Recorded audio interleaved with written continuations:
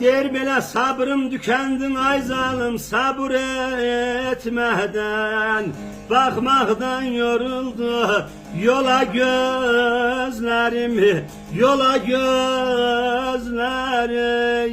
Toska'dan Allah. Her vaktim aktarar her saat seni, boylandıkça sağa sola gözlerimi, sola gözlerim, Toska'dan Allah.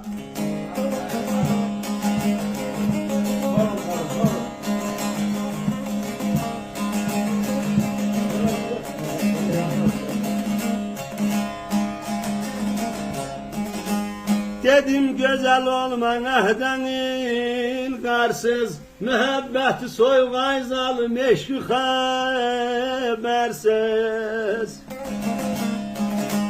Ben sana ne diyeyim ay ehdi barsız, gözlerine hasret kala gözlerimi, kala gözlerim,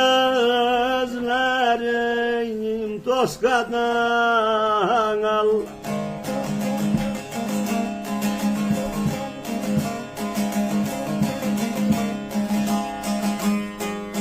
Der belen aldanman azahlı dünya varına, meylimi vermerem özge birine. Belki ben olsaydım senin yerine, istesen diyerdim ala gözlerimi, ala gözlerim, Toska'dan